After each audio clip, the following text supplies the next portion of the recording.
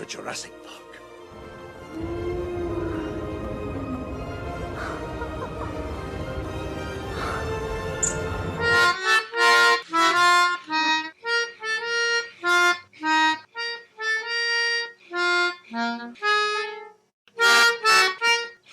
To those unfamiliar, Fyre was meant to be a luxury music festival on a private island, but it was a little bit of a disaster to say the least. And the A Million Lives Book Fair, or book festival you want to call it, has been dubbed the Fyre Festival of book festivals, so let's go over what happened. Hey everyone, it's Dr. Hayes, and in today's video we're going to be discussing the Million Lives Book Festival that took place in Maryland, or Maryland. I always feel like Americans pronounce it Maryland rather than Maryland, at the start of May. So this event was put on by Archer Fantasy Events, and on their website, the founder talks about how much they love books, so it definitely seems Archer Fantasy Events is dedicated to book events, and I'll link their website down below as all the other sources I've used this video as well, but there doesn't seem to be anything else on there that isn't about books. And the event in question, the A Million Lives Book Festival, let's first establish from their website what it was meant to be before we get into what actually happened. So as I already said, it was put on by Archer Fantasy Events and it was called A Million Lives. And I'm not really sure why it was called that. The only thing I can think of is like when people say when you read books, you like live a million lives through those characters, those stories. That's the only thing I can think it's referring to, but otherwise I'm not sure why it was actually called that. However, it was described as the perfect event to make more bookish friends. This event will include vendor hall, panels, a content creation room, fandom cosplay meetups, a cosplay competition, and a ball. So as I've already said, it was on the May the 2nd and May the 3rd, and it did say there was a schedule coming soon, and there actually was a schedule released on like a separate tab on the website. So let's quickly go over the schedule, because honestly it didn't sound too horrendous. So first of all, let's read the Friday side, obviously. So Friday, May the 2nd, 8 AM till 4 PM, so I would assume for most of the day, there is a registration. 10 till 12 is a vendor hall in like Exhibit Hall D. I'm assuming these are places within the Maryland Convention Center where it was held. 10:30 is a panel, Journey of Becoming an Indie Author. 11 was an ACOTAR cosplay meetup. For those unfamiliar, ACOTAR, A Court of Thorns and Roses. 12 till 1 would be the lunch break. 1 till 5, vendor hall again. At 1 PM there's a writing diversity. I'm not sure if there's a meetup or a panel for, I would assume, BIPOC writers. At 1:30 they're having a Cruel Prince cosplay meetup. I hate the Cruel Prince, fun fact. Really didn't enjoy that book. At 2 till 2:50, which is very precise, Bookish Song collective performance. Sounds cool. And then at 3:30 on the Friday there is a world building panel. So Saturday is largely kind of similar. So registration again, the vendor hall, then cosplay competition, writing diversity, this time for LGBTQA, another Bookish Song collective performance, lunch again, vendor hall, another panel on crafting compelling characters, one on the art of voice acting, and of course the Lavender Romance Ball, which we will talk about more in a minute or two. So as I said briefly, actually I think I said wrong, it was in the Maryland Convention Center. No, I was incorrect. It was in the Baltimore Convention Center, which is in Maryland in the US. My apologies. And there were 3 ticket tiers. So the first one was page 10 at $50, so it was access to the vendor hall, cosplay meetups, and content creation room only on May the 3rd, so only on the Saturday, the last day of the event. So over 2 days, it was only on the last day. Cloud Walker for $150, access to the vendor hall, cosplay meetups, panels, event swag bag, and the content creation room on the 2nd and the 3rd, so the Friday and the Saturday, both days of the event. And then the final one, the highest paid, is Dreammaker for $250, includes access to our vendor hall, cosplay meetups, panels, event swag bag, content creation room on both days, and access to the Lavender Romance Ball. So put a pin in the Romance Ball, because we are going to come back to that. But as you can see from this, it's meant to be a book festival. To be transparent with you, I've only been to 2 book festivals in my entire life, and neither were like this, but also at the same time those 2 book festivals are also very different to each other. So I don't particularly feel that I am a good litmus test of what a book festival should or should not be. I just don't think I've been to enough of them, and honestly they're not my favourite things to go to. Even though I love books, festivals, fairs, cons, I like the idea of them, but I'm autistic. I'm not a big fan of noisy things. So they're not particularly my scene, but if other people want to go to them, then go for it. They sound like they'd be fun if you like that sort of thing. And we also have a map provided here. You can see what the vendor hall should have looked like with all the authors and tables assigned to them.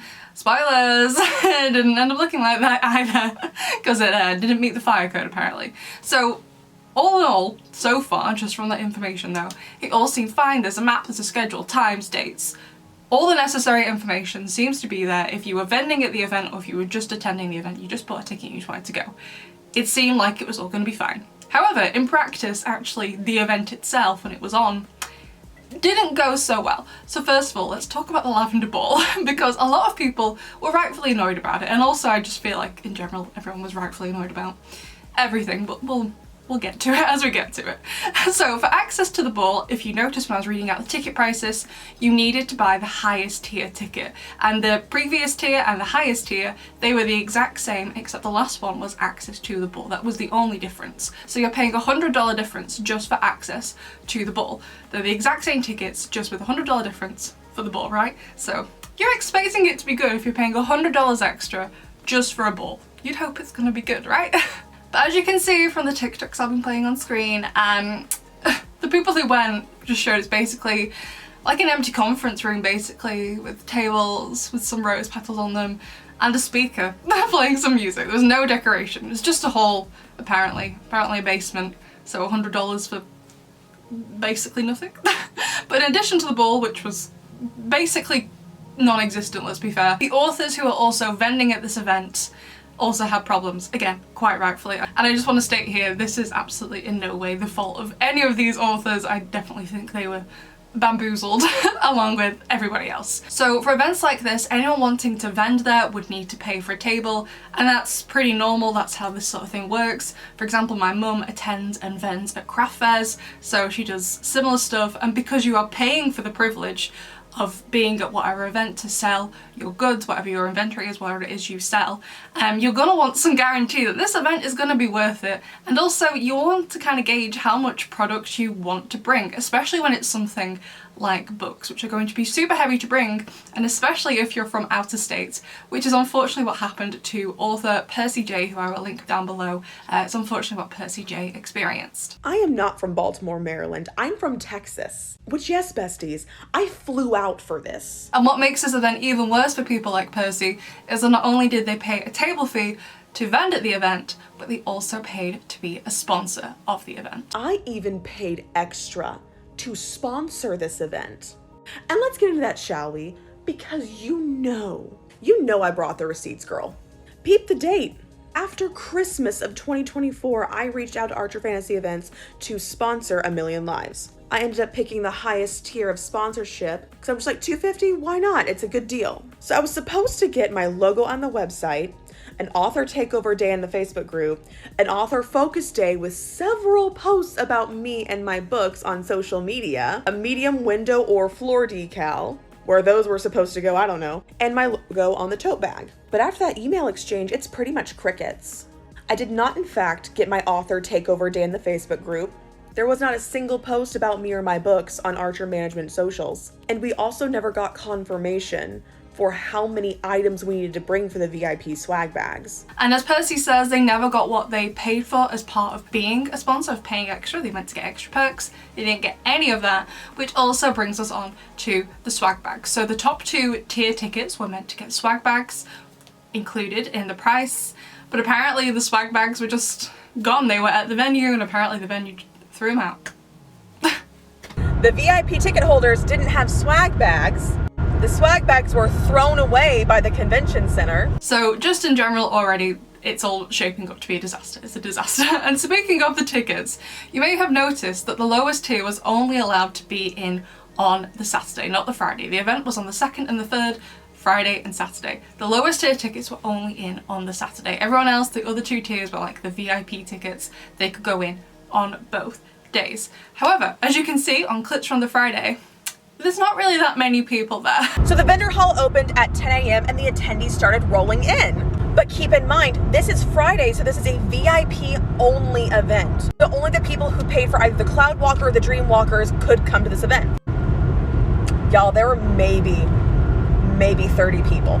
And this was an all-day situation. Now, usually for cons, fairs, festivals, people sign up to vend because, you know, they hope to sell things. Like I said before, I've done craft fairs with my mum where she's vended, and before she signs up to one and puts down her table fee, she'll research how much foot traffic this fair usually gets so she knows it's worth putting down money for a table. And just as a side note, because a lot of people were like, why would you trust this person who's never put on an event before? Grace, the founder, actually has hosted an event before, and this is a clip that I found from an event they hosted in September. So, assuming this comment was in good faith, I'm just coming on here to say that she had already thrown a successful event. She had thrown a successful event back in September. So none of us had any reason to think that this was going to be this bad. And stay tuned for the clips of her first event, the September one, versus the one that we just got.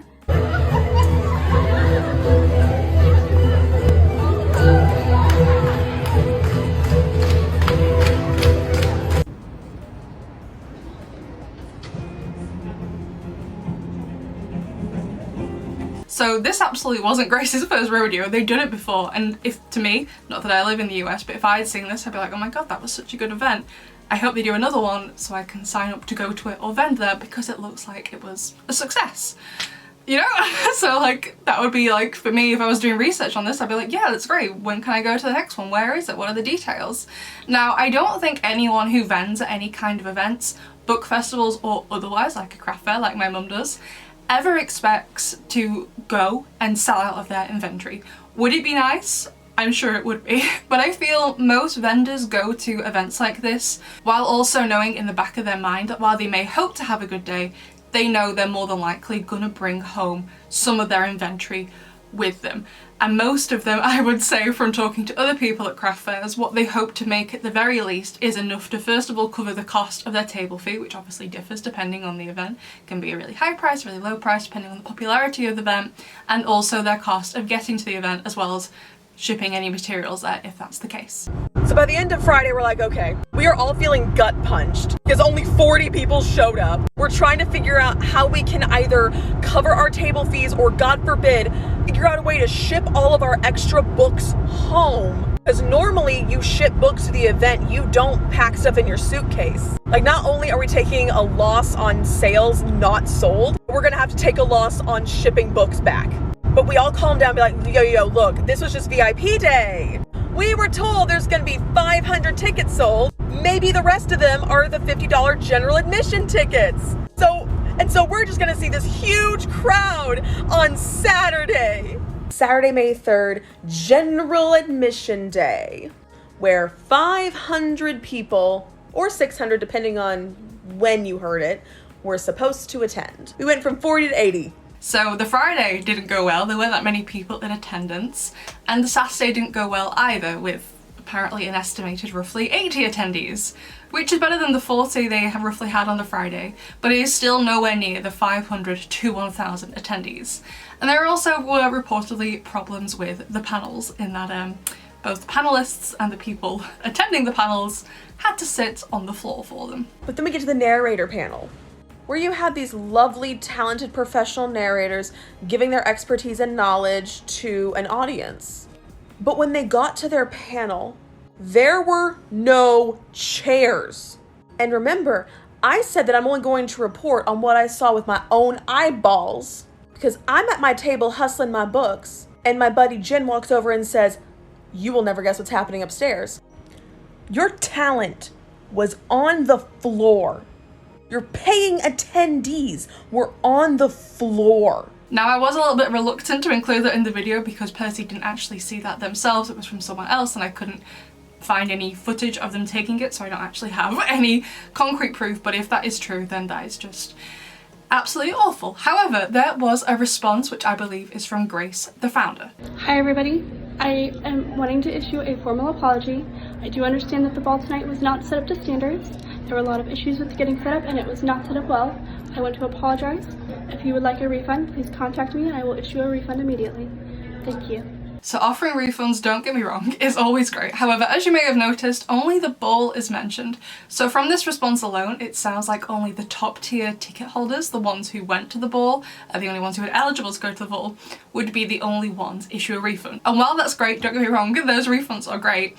I'm glad they'll be getting a refund, but there was no swag bag for the next lowest tier. The authors were also let down because they brought all this stock with the expectation of having nearly 1,000 attendees, and that just didn't materialise. So I do feel like there should be more refunds because they were promised certain things and it just didn't happen. However, it then got worse. So I heard about this whole situation the other day on BookTok, and I was like, you know what, I won't film yet, I'll wait to see if anything happens.